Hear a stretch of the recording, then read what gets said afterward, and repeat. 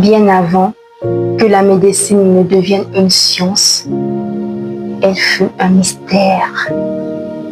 Elle était ce mélange de peur, de divin, d'instinct et d'espoir au cœur des premières civilisations humaines.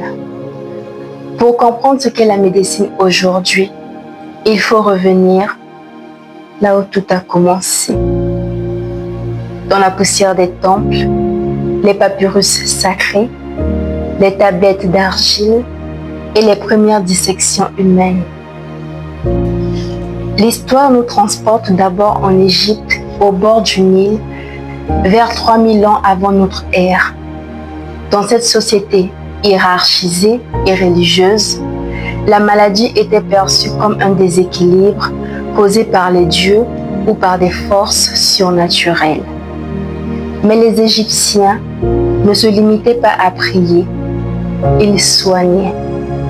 Le médecin, appelé Souni, était à la fois un praticien et un prêtre. Il appartenait à une élite intellectuelle, instruite dans les maisons de vie, ces centres de savoir où l'on étudiait les textes sacrés et les soins.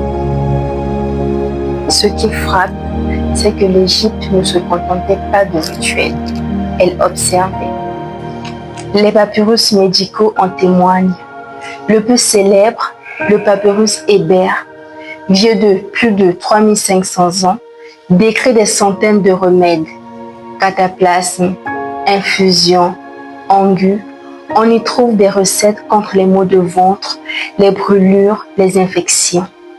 On y lit aussi des formules magiques, preuve que la frontière entre science et croyance était encore floue. Pourtant, certaines pratiques chirurgicales sont attestées. Réduction de fractures, sutures, utilisation de pansements à base de miel et de lait. Pendant ce temps, plus à l'est, en Mésopotamie, la médecine s'organise aussi. Dans les villes de Sumer et d'Akkad, deux figures émergent. Le Azu, médecin de terrain, herboriste et parfois chirurgien, et le Azipu, prêtre devin, chargé des incantations et des présages. Les tablettes retrouvées à Ninive ou Babylone décrivent des traitements par bain, massage, plantes et gestes précis. Mais la justice s'en mêle aussi. Selon le code d'Hammurabi, un médecin dont l'opération entraîne la mort peut se voir couper la main. La médecine devient ici un acte à haute responsabilité sociale. Oui, la pensée grecque bouleverse tout. Avec Hippocrate, vers 460 avant Jésus-Christ, un changement fondamental s'opère. Il refuse de croire que la maladie vient des dieux. Pour lui, le corps est un tout, gouverné par des lois naturelles. L'équilibre des humeurs, le sang, la bile jaune, la bile noire et le flegme devient la clé de compréhension du fonctionnement humain. La maladie n'est plus une punition divine, mais un dérèglement biologique. Le Corpus Hippocraticum, ensemble de textes attribués à son école, développe des principes encore enseignés aujourd'hui. Observer le malade, écouter, établir un pronostic, adapter le traitement à la personne. Le serment d'Hippocrate fixe les bases de l'éthique médicale. Ne pas nuire, respecter le secret médical, transmettre le savoir. C'est la naissance de la médecine rationnelle.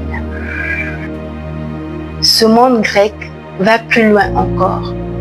On commence à décrire les symptômes, à classer les maladies, à penser en termes de causes naturelles. L'alimentation, le sommeil, l'exercice, l'environnement deviennent des facteurs de santé. Le médecin n'est plus seulement un exécuteur de remèdes, il devient un observateur du vivant, un artisan du bien-être.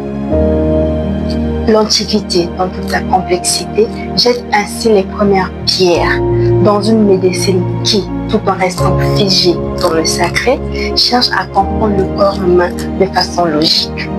Dans ces mondes anciens, où se mêlent l'Antiquité et l'empirique, l'homme commence à écrire son premier traité contre l'inconnu qui est la souffrance.